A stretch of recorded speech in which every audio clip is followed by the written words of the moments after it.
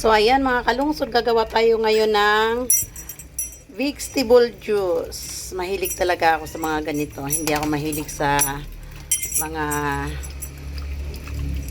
juice na nabibili-bili dyan. So ganito kadami yung ating gagawing itong carrots, ano lang to, mahal ng carrots ngayon, 80 ang isang kilo. So yung mumurahin lang na carrots ang binili ko, yung tag 30 lang isang kilo. Pagkatapos bumili na ako ng marami, pagkatapos i-stock na lang natin to. At saka celery, so celery, pipino at saka mansanas ang ating gagawin ngayon na vegetable juice para sa ating kalusugan. So ayan na mga kalungsod, nahiwa-hiwa na natin ang ating pipino, ang ating mansanas, ang ating celery, ayan, at yung ating napakaraming carrots. Ayan, i-stack natin para araw-araw may iinumin tayo. So ayan, ilalagay, i-juicer na natin siya mga kalungsod, juicer na natin. So ayan na mga kalungsod, ito na yung juicer natin. Dito na natin siya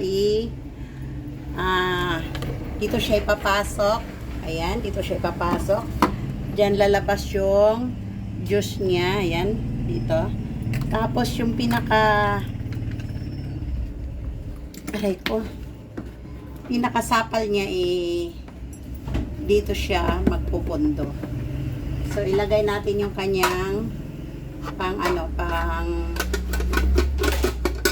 sa juice. Ano ba to? Para dito natin kukunin yung ating juicer.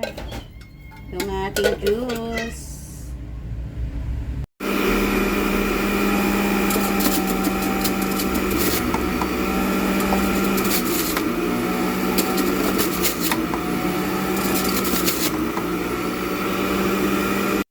So ayan mga kalungsod, ang ating nagawa. Hindi ko na isinali yung dahon kasi baka mabilaukan lang yung aking juicer. So ngayon, isala natin siya para matanggal yung bula-bula sa ano.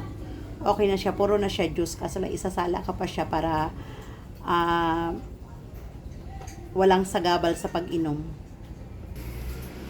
So ayan lang mga kalungsod, salain natin ng maayos. At ilagay natin sa ating lalagyan.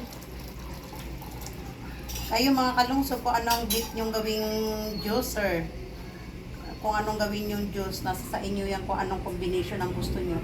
Huwag lang iwala ang carrots. Kasi ang carrots ang pinaka-importante dito.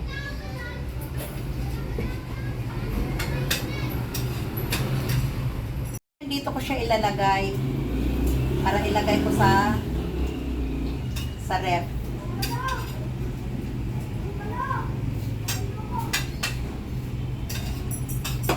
Yan, sana pagawa tayo. Ay, dalawa lang siguro o tatlo ang iinumin ko pa yung isang baso. Yan. Salain natin siya ulit para mapansin nyo ang iyong host. Aray ko.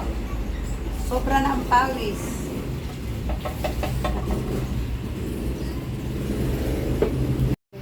So ayan mga kalungsod, sa 170 natin biniling gulay at saka may kasamang mansanas, dalawang ganito at saka kalahati dito ang ating nagawa. So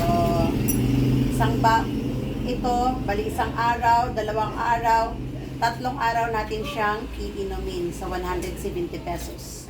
So yan lang ma-share ko mga kalungsod. At kumuha tayo ng konting doon sa pinag-anuhan ng carrots. Ayan, para gagawin ko siyang ulam. Lalagyan ko siya ng konting harina at itlog, tapos titimplahan, pipirito ko para magiging ulam. Hindi natin magawa lahat kasi sobrang dami. So ayan lang mga kalungsod, and bye bye.